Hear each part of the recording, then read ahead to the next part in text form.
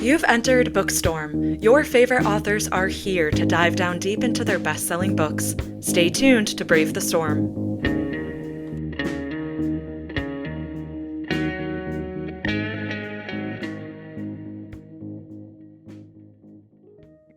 Welcome back to Bookstorm Podcast, listeners. I'm your co-host, Kristen Civiletto, and with me is Julia Rose. And we're so excited because you're tuning in from 105 countries and territories, all 50 states, and we know why. It is because your favorite authors are here live on Bookstorm Podcast. And today is no exception. We are beyond thrilled to welcome back to our show #1 New York Times bestselling author and USA Today bestselling author, BRIAN FREEMAN. BRIAN, welcome.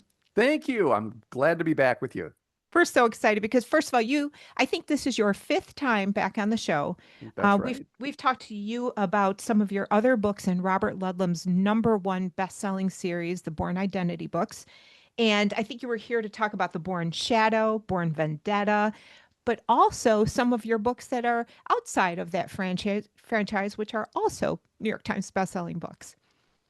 Yeah, well, I'm thrilled to be back with my 7th book in the Bourne series. This is the Bourne Escape, and I can't believe, honestly, it's already up to 7 books for me in the series. But in a lot of ways, I think this may be my personal favorite of the books I've done. I love how the story arcs and threads come together, how the characters in this book come together, and this is a very personal story for Bourne, and in some good ways and some dark ways. It has an impact on him in ways he can't anticipate at the beginning of the book.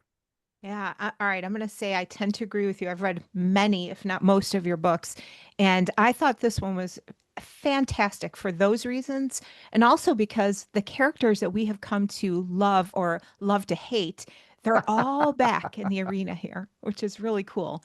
I want to tell our listeners just a little bit about your background. Most of them are already familiar with your writing, but you actually have authored more than 30 novels, and you've won incredible accolades and all kinds of praise from people literally all over the world. Your books have been translated into 23 languages. Your novel Spilled Blood won the award for Best Hardcover Novel at the annual Thriller Awards, which is really neat. And also The Burying Place and Deep, Deep Snow, I believe they were finalists for the Edgar Award, which is just tremendous and incredibly prestigious. We have talked to you about some of your other books that you have written outside of the Bourne series. You have such a facility for going back and forth between and not just genres, but really even a style of writing, which I think is really exciting.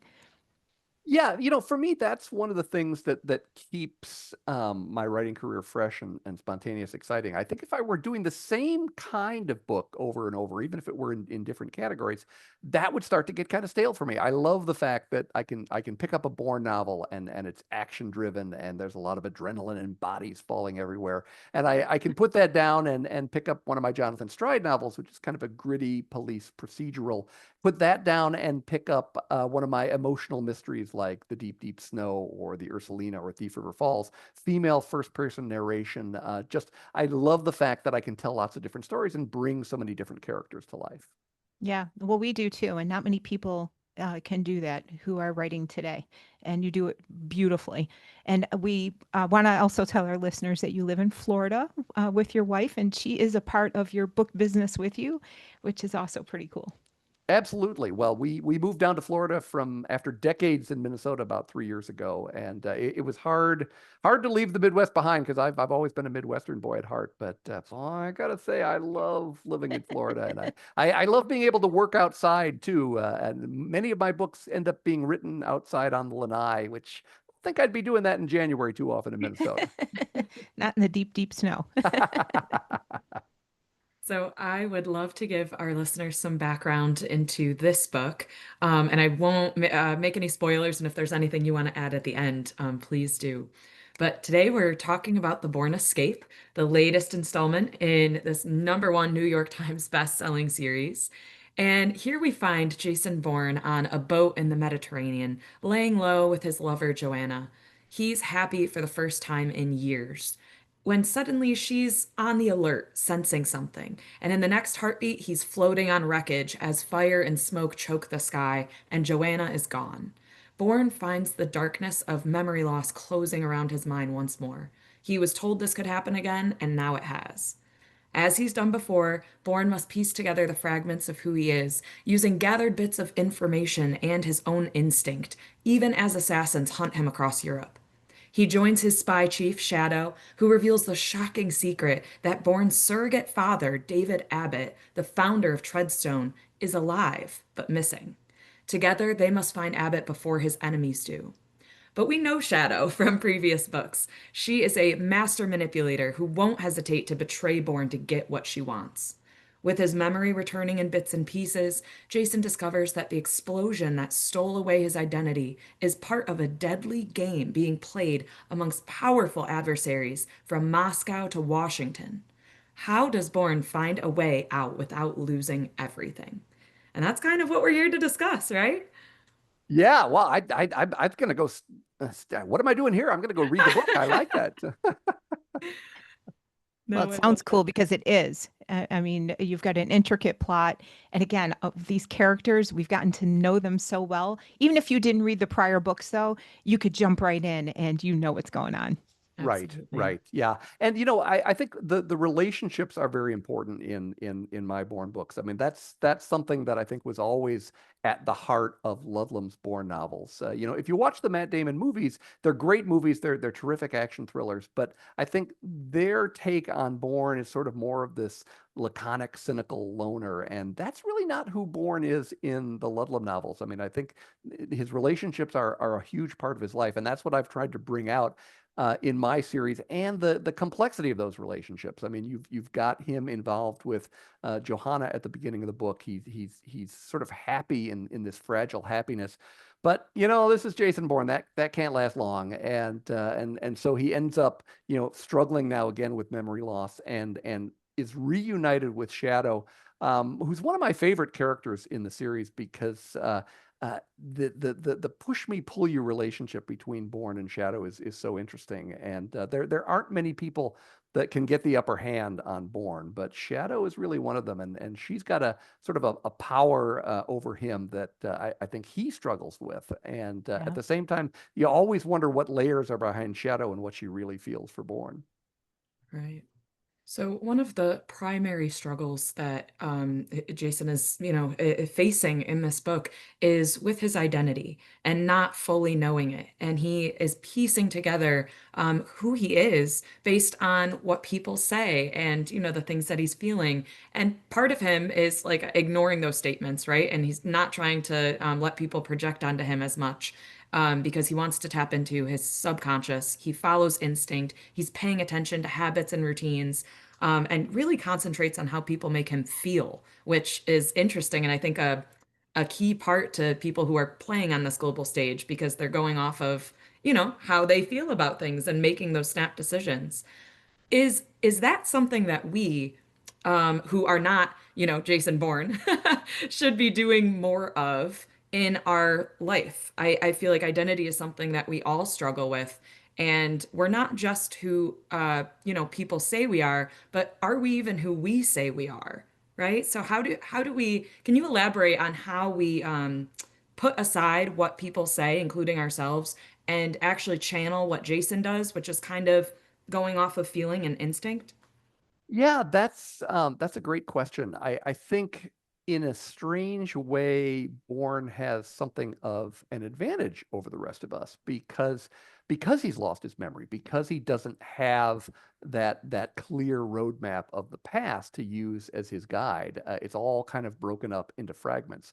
And as a result of that, I think he winds up relying on his instincts more because he doesn't have the memories to sort of inform him about who people are and what their motives are and whether he can trust these people. And I think that degree of kind of common sense and being able to read signs and read the tells that people have and what's in their eyes, that's something that Bourne does really well because he doesn't have sort of his other senses to rely on the way we do. And as a result, I think his instincts get stronger. I think that's that's what we all face, whether we're sort of thinking through our own identity and how we project ourselves to others, or whether we're interpreting other people that we meet. I mean, we're always kind of putting on different identities in the places that we go and the people that we talk to. And if you know that you always do that yourself, just as a sort of natural human thing, you have to realize that other people are doing the same thing. So how do you kind of get past that mask and realize,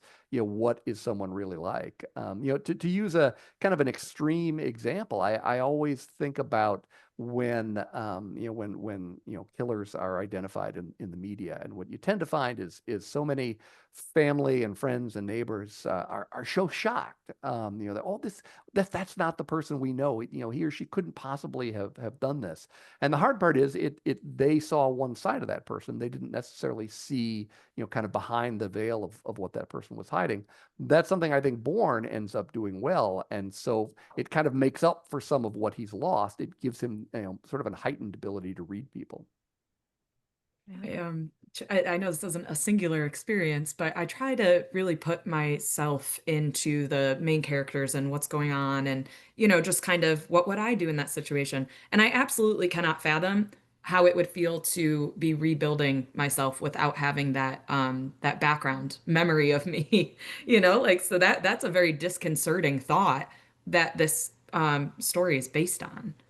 Yeah, well, for me, I've always been fascinated by memory. Maybe it's because me personally, I have a terrible memory. I just thank heavens my wife has an amazing memory. She always remembers everything, and I have to go to her when what was that? When did we meet that A person? good team. But I've actually used memory as a pretty important theme in several of my books. The Nightbird is all about memory. I Remember You is all about memory, and so it made kind of a nice hand in glove sort of fit to be working on the Bourne series, because obviously the whole concept of the importance of memory in who you are and what your identity is, that's at the essence of Jason Bourne. Yeah. Well, I want to look at another aspect of that because as you were talking about memory, I was thinking about muscle memory. And here, Jason's training comes back to him in little snippets. And this is his Treadstone training, where he's got it's kind of a moral code that is drilled into these agents throughout. And so they come back to him like, trust no one. And I wanted to ask you about this because it almost seems like he rebuilt the foundation of who he is based on some of that muscle memory. And I was wondering if that's why maybe he is a survivor because he's internalized those things. What do you think? I think that on one level that's true. I mean, I think it's those sort of raw survival skills and principles about dealing with other people that helps him get through the sort of extreme situations that he finds himself in. On the other hand, I think it's reasonable to ask, is that a good thing? That Bourne's lesson is trust no one, and certainly in this book, that's the kind of lesson that keeps him alive. And yet, at the other end of the spectrum, trust is so important to human relationships, and so to be in a circumstance where Bourne's sort of gut reaction is not to trust anyone he meets, that closes him off, and it makes it harder for him to deal with the question of identity and who he is. So yeah, on one hand, I think that the lessons of Treadstone have done what they were intended to do, which is help him to survive in extreme situations.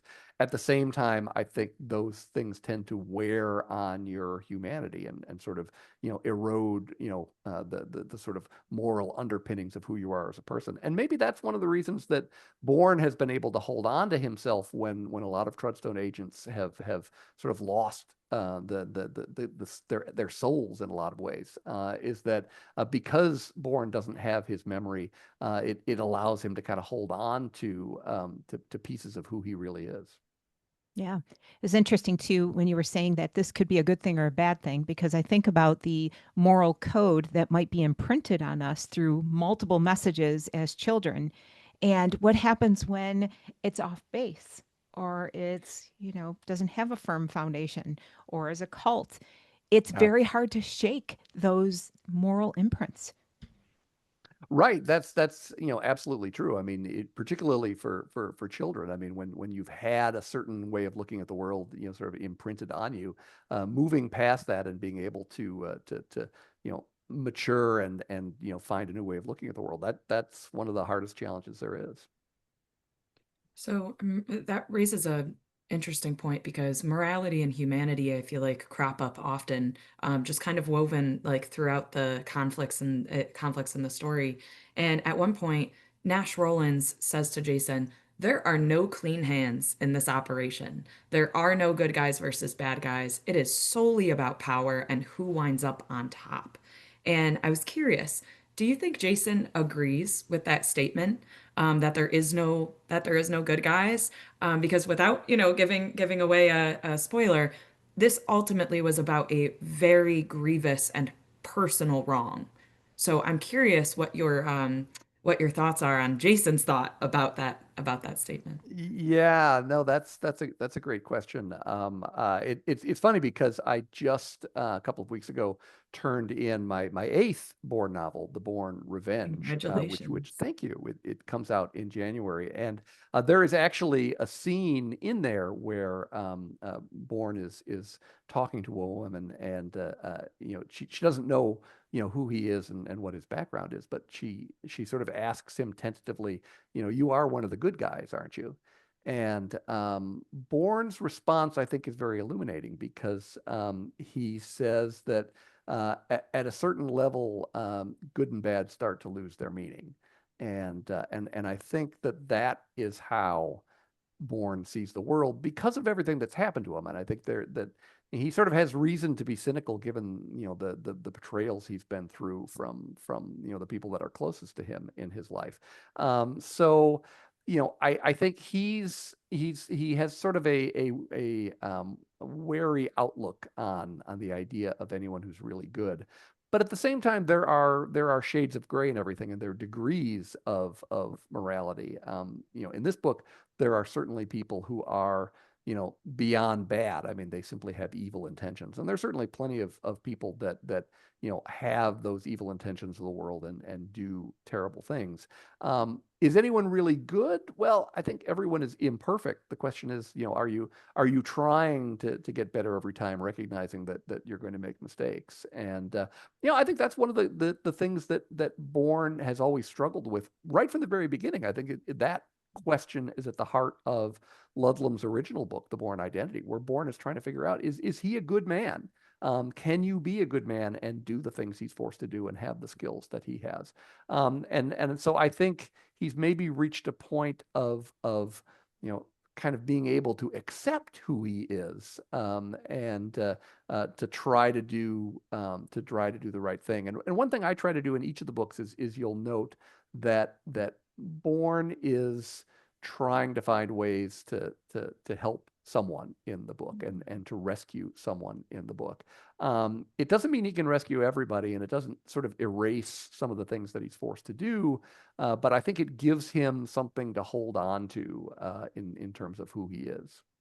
Absolutely, because I didn't make this connection or think about this until our discussion, but I would find it extremely difficult to trust myself when two things are true. I don't remember my past decisions, and two, I'm trained not to trust anybody.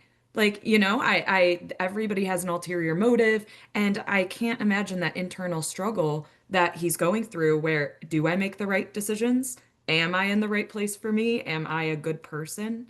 So that is really an interesting link for me, at least. I don't know. Yeah, no, exactly. And I think one of the things you really lose, if you don't have a past, if you've lost your memories, it's not even so much the good decisions that you've made, but you don't remember your mistakes, Right. because so often it's the mistakes that really teach us, who we are and how we change, the choices we make and how we make ourselves better. If you don't remember the mistakes you've made in the past, you're always kind of starting from ground zero. And that means I think you're more likely to make mistakes in the future, which Bourne does. I mean, he's certainly not perfect. He makes a lot of mistakes in these books as well.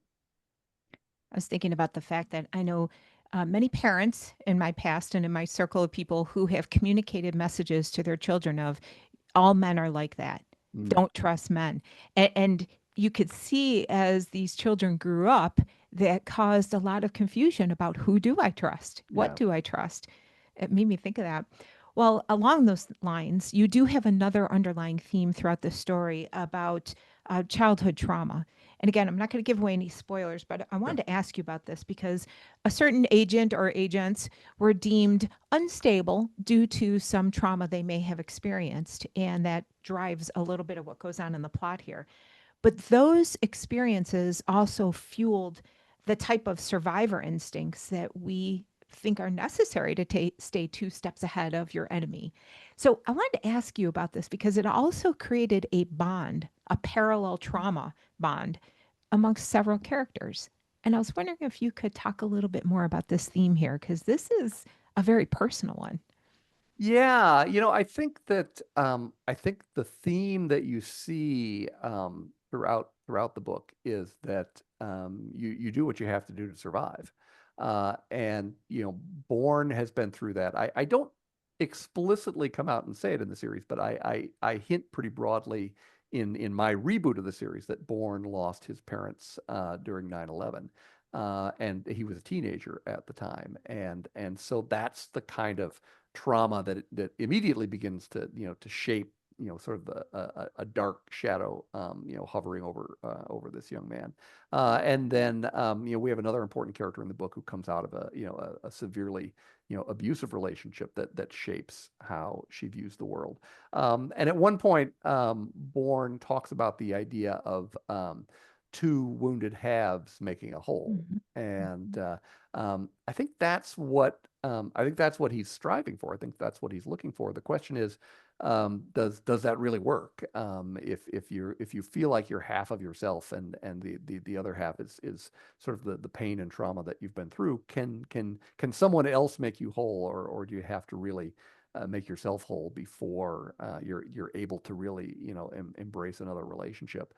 There's two really kind of minor characters in the book that I think actually sort of play into this and sort of loom a little larger in the role. There's two twin sisters who are in France, and Johanna is trying to get information out of them about where Bourne is. Yeah. And you can tell that the sisters are survivors, Hmm. and they do what it takes. They break what rules they want. They break what laws they want. They go into this dangerous bar because people always want information, so we're out there gathering information. And I think they are they're great characters. I enjoyed Yeah. creating those characters. At the same time, you feel kind of sad for them because they're survivors at kind of this raw core that it's we're going to do it, we're going to do what it takes to get ahead in this world, but they're leaving so much behind along the way. They also said that they were observers of Yeah, people. yeah, And I thought yeah, that was fascinating because they were so transactional yes, in their role in the book, but that you could tell they're whip smart and they've got yes, a lot yeah. going on. Yeah, that was actually quite cool. Well, first of all, we loved this book, The Bourne Escape. It is fantastic, and I'm going to tell our listeners how to find you. But I know Chris or Julia had a burning question she wanted to ask. I do. So you already mentioned that you just turned in your next book in the series, which is awesome. And we're just wondering if there's anything else that you're working on or anything you're excited about that you would want to share with our listeners. Yeah, absolutely. As I say, The Bourne Revenge comes out in January, but even before that, I have another book coming out. My brand new mystery Photograph comes out on Oh my October gosh. 7th. And don't you love that cover? It's I awesome. This is do. a That was great striking. cover. Yeah, yeah, yeah. It is the hero photograph is a Florida private investigator named Shannon Wells, and you'll love Shannon. She's funny, she's fierce. She runs her agency out of a tiki bar right on the beach in Florida, and it's a great twisty mystery with a lot of the emotion that I think readers, expect from my mysteries, and Shannon's voice. It's told in her first person narration.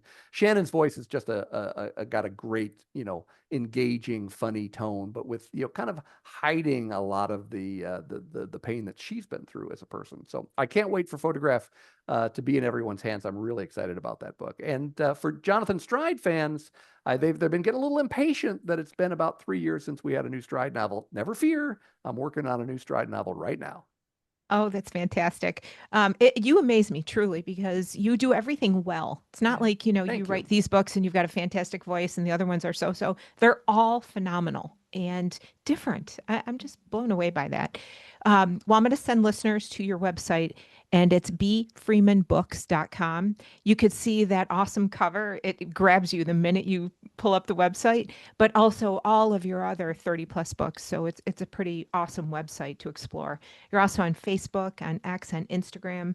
And we just want to thank you so much for coming on the show. We, of course, want you to come back. You're a longtime friend now of the show, and you've seen us grow from little to, 105 countries.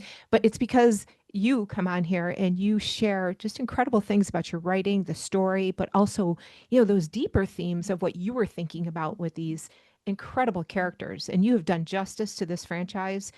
You were almost born to do it. That was a good one. Hey, very good. Very good. Well, thank you so much. I always love chatting with you guys. You always have great questions. Awesome. We'll see you very soon. Thank you.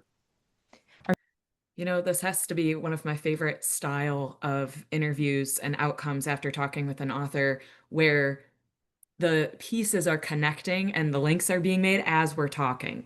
Yeah. Do you know what I mean? Like, Oh, for sure. We read the book, we have our questions, we're excited to talk about them, and then as we're getting, the author's perspective, it's just bringing up more questions. It seems never ending. So.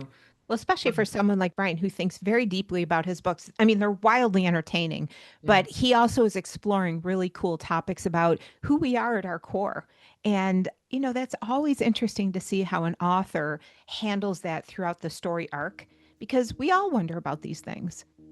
Who are we if we can't remember who we are? Are we somebody deep down that will always emerge? I don't know.